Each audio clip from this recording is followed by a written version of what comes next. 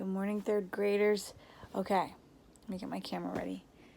We left off. The boys are at the base of the thumb on the mountain, and Stanley decides to sing a very weak and a very unconscious Zero, his family song. If only, the woodpecker sighs. The bark on the tree was just a little bit softer. While the wolf waits below, hungry and lonely, he cries to the moon, if only, if only. Chapter 40. When Stanley found the onion the night before, he didn't question how it had come to be there. He ate it gratefully. But now as he sat gazing at Big Thumb, just want to make sure. Now as he sat gazing at Big Thumb and the meadow full of flowers, he couldn't help but wonder about it. If there was one wild onion, there could be more. He intertwined his fingers and tried to rub out the pain.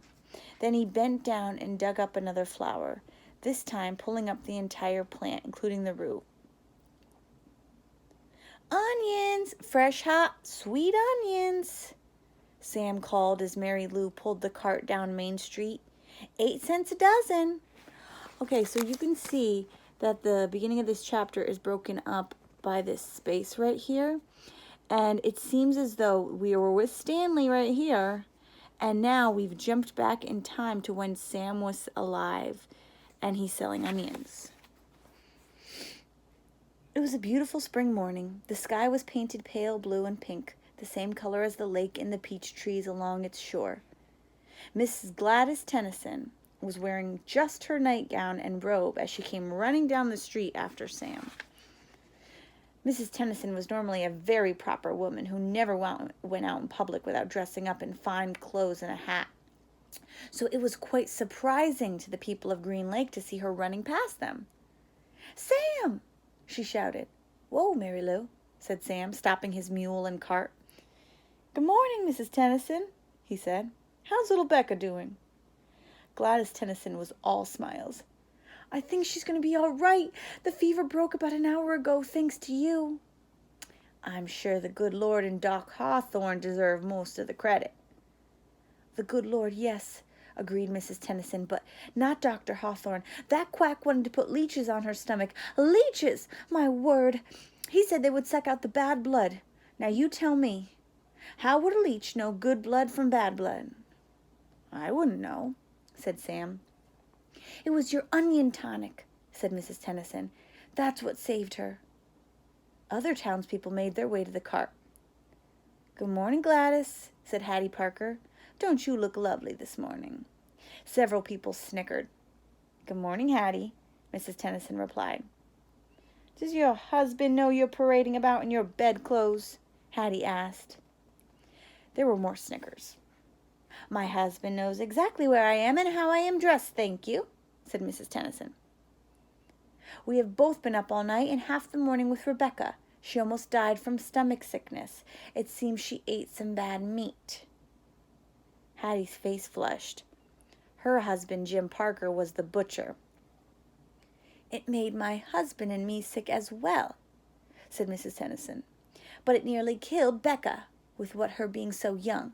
Sam saved her life." "Oh, it wasn't me," said Sam. "It was the onions." "Well, I'm glad Becca's all right," Hattie said contritely.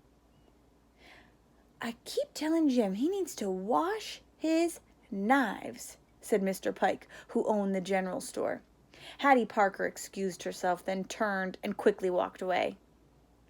"Tell Becca that when she feels up to it, come by the store for a piece of candy," said Mr. Pike. "Thank you. I'll do that." Before returning home, Mrs. Tennyson bought a dozen onions from Sam. She gave him a dime and told him to keep the change. "Oh, I don't take charity," Sam told her, "but if you want to buy a few extra onions for Mary Lou, I'm sure she'd appreciate it." "All right, then," said Mrs. Tennyson. "Give me my change in onions." Sam gave Mrs. Tennyson an additional 3 onions, and she fed them one at a time to Mary Lou. She laughed as the old donkey ate them out of her hand. Now I turn the page, and at the top there are these 3 dots, and it starts by saying Stanley. So I know that the author has jumped us back forward to present with Stanley. Stanley and Zero slept off and on for the next 2 days, ate onions, all they wanted, and splashed dirty water into their mouths. In the late afternoon, Big Thumb gave them shade. Stanley tried to make the hole deeper, but he really needed the shovel. His efforts just seemed to stir up the mud and make the water dirtier. Zero was sleeping. He was still very sick and weak, but the sleep in the onion seemed to be doing him some good. Stanley was no longer afraid that he would die soon. Still, he didn't want to go for the shovel while Zero was asleep. He didn't want to wake him up and think he'd been deserted. He waited for Zero to open his eyes. I think I'll go look for the shovel, Stanley said. I'll wait here, Zero said feebly, as if he had any other choice. Stanley headed down the mountain. The sleep in the onions had done him a lot of good as well. He felt strong. It was fairly easy to follow the trail he had made 2 days earlier. There were a few places where he wasn't sure he was going the right way, but it just took a little bit of searching before he found the trail again. He went quite a ways down the mountain, but still didn't find the shovel.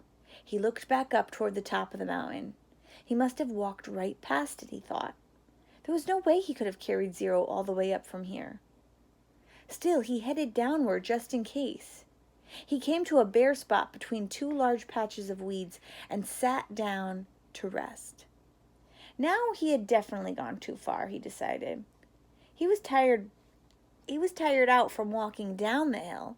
It would have been impossible to have carried Zero up the hill from here, especially after walking all day with no food or water.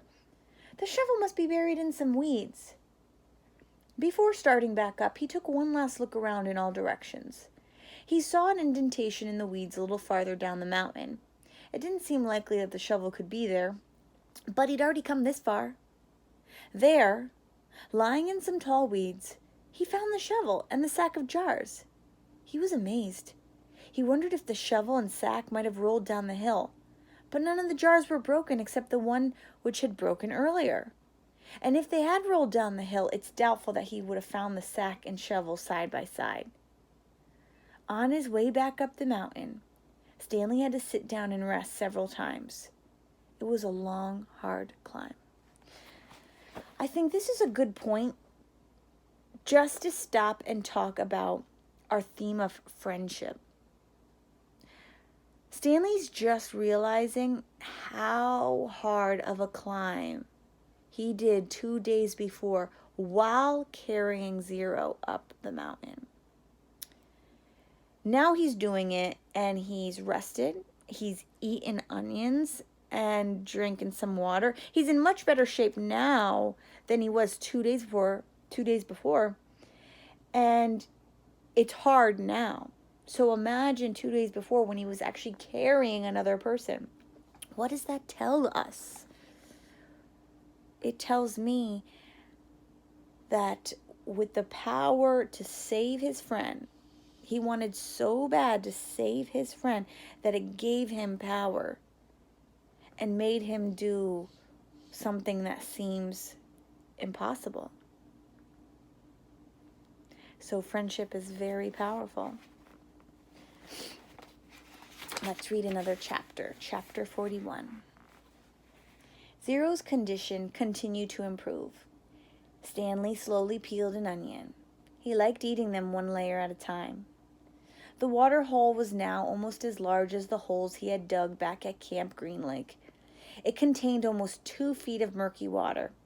Stanley had dug it all by himself. Zero had offered to help, but Stanley thought it better for Zero to save his strength. It was a lot harder to dig in water than it was in a dry lake. Stanley was surprised that he himself hadn't gotten sick, either from the sploosh, the dirty water, or from living on onions. He used to get sick quite a lot back at home. Both boys were barefoot. They had washed their socks. All their clothes were very dirty, but their socks were definitely the worst. They didn't dip their socks into the hole, afraid to contaminate the water. Instead, they filled the jars and poured the water over their dirty socks. I didn't go to the homeless shelter very often, Zero said. Just if the weather was really bad, I'd have to find someone to pretend to be my mom. If I'd just gone by myself, they would have asked me a bunch of questions. If they'd found out I didn't have a mom, they would have made me a ward of the state. What's a ward of the state? Zero smiled. I don't know, but I don't like the sound of it. Stanley remembered Mr. Pandansky telling the warden that Zero was a ward of the state. He wondered if Zero knew he'd become one. I liked sleeping outside, said Zero. I used to pretend I was a Cub Scout. I always wanted to be a Cub Scout. I'd see them at the park in their blue uniforms. I was never a Cub Scout, said Stanley. I wasn't good at social stuff like that. Kids made fun of me because I was fat. I liked the blue uniforms, said Zero. Maybe I wouldn't have liked being a Cub Scout. Stanley shrugged one shoulder. My mother was once a Girl Scout, said Zero. I thought you said you didn't have a mother. Everybody has to have a mother. Well, yeah, I know that. She said she once won a prize for selling the most Girl Scout cookies, said Zero. She was real proud of that. Stanley peeled off another layer of his onion. We always took what we needed, Zero said. When I was little, I didn't even know it was stealing. I don't remember when I found out, but we just took what we needed, never more. So when I saw the shoes on display in the shelter, I just reached in the glass case and took them. Clyde Livingston's shoes? Asked Stanley. I didn't know they were his. I just thought they were somebody's old shoes. It was better to take someone's old shoes, I thought, than steal a pair of new ones. I didn't know they were famous. There was a sign, but of course I couldn't read it. Then the next thing I know, everybody's making this big deal about how the shoes are missing. It was kind of funny in a way. The whole place is going crazy. There I was, wearing the shoes, and everyone's running around saying, "What happened to the shoes? The shoes are gone." I just walked out the door. No one noticed me. When I got outside, I ran around the corner and immediately took off the shoes. I put them on top of a parked car. I remember they smelled really bad. Yeah, those were them, said Stanley. Did they fit you? Pretty much.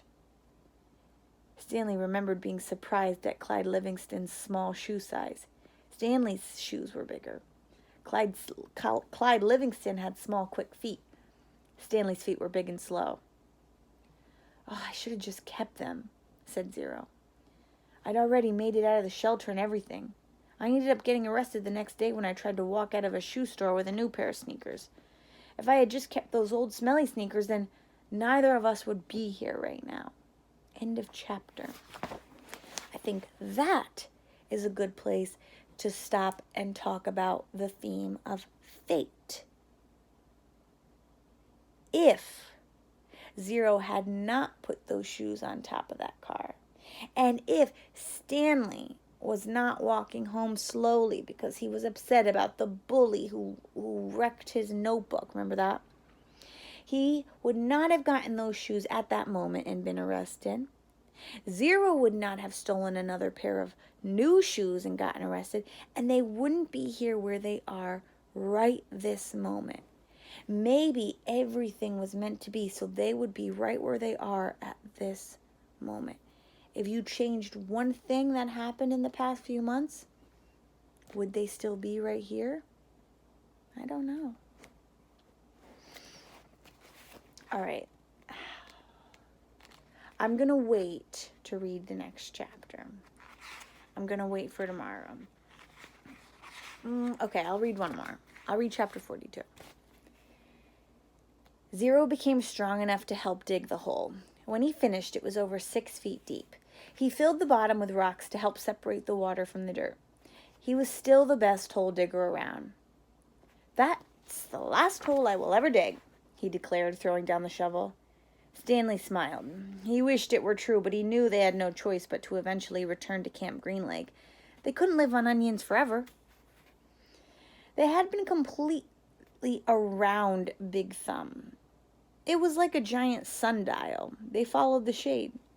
They were able to see out in all directions. There was no place to go. The mountain was surrounded by desert. Zero stared at Big Thumb. "It must have a hole in it," he said, "filled with water." "You think?" "What else could the water be coming from? Where else could the water be coming from?" Zero asked. "Water doesn't run uphill." Stanley bit into an onion. It didn't burn his eyes or nose, and in fact, he no longer noticed a particularly strong taste. He remembered when he had first carried Zero up the hill, how the air had smelled bitter. It was the smell of thousands of onions growing and rotting and sprouting. Now he didn't smell a thing. "How many onions do you think we've eaten?" he asked. Zero shrugged. "I don't even know how long we've been here." "I'd say about a week," said Stanley. "And we probably each eat about 20 onions a day, so that's 280 onions, said Zero. Stanley smiled. "I bet we really stink." 2 nights later, Stanley lay awake staring up at the star-filled sky. He was too happy to fall asleep. He knew he had no reason to be happy. He had heard or read somewhere that right before a person freezes to death, he suddenly feels nice and warm. He wondered if perhaps he was experiencing something like that. It occurred to him that he couldn't remember the last time he felt happiness. It wasn't just being sent to Camp Green Lake that had made his life miserable. Before that, he'd been unhappy at school, where he had no friends, and bullies like Derek Dunn picked on him. No one liked him, and the truth was, he didn't especially like himself. He liked himself now. He wondered if he was delirious. He looked over at Zero sleeping near him. Zero's face was lit in the starlight, and there was a flower petal in front of his nose that moved back and forth as he breathed. It reminded Stanley of something out of a cartoon. Zero breathed in, and the petal was drawn up, almost touching his nose. Zero breathed out, and the petal moved toward his chin. It stayed on Zero's face for an amazingly long time before fluttering off to the side. Stanley considered placing it back in front of Zero's nose, but it wouldn't be the same. It seemed like Zero had lived at Camp Green Lake forever, but as Stanley thought about it now, he realized that Zero must have gotten there no more than a month or 2 before him. Zero was actually arrested a day later, but Stanley's trial kept getting delayed because of baseball. He remembered what Zero had said a few days before. If Zero had just kept those shoes, then neither of them would be here right now. We talked about that. As Stanley stared at the glittering night sky, he thought there was no place he would rather be. He was glad Zero put the shoes on the parked car. He was glad they fell from the overpass and hit him on the head. When the shoes first fell from the sky, he remembered thinking that destiny had struck him. Now he thought so again. It was more like a coincidence. It had to be destiny. It was more than just a coincidence. It had to be destiny. Maybe they wouldn't have to return to Camp Green Lake, he thought. Maybe they could make it past the camp, then follow the dirt road back to civilization. They could fill the sack with onions and the 3 jars with water, and he had his canteen as well. They could refill their jars and canteen at the camp, maybe sneak into the kitchen and get some food. He doubted any counselors were still on guard. Everyone had to think they were dead. Buzzard food. It would mean living the rest of his life as a fugitive. The police would always be after him. At least he could call his parents and tell them he was still alive. But he couldn't go visit them, in case the police were watching the apartment. Although if everyone thought he was dead, they wouldn't bother to watch the apartment. He would have to somehow get a new identity. Now I'm really thinking crazy, he thought.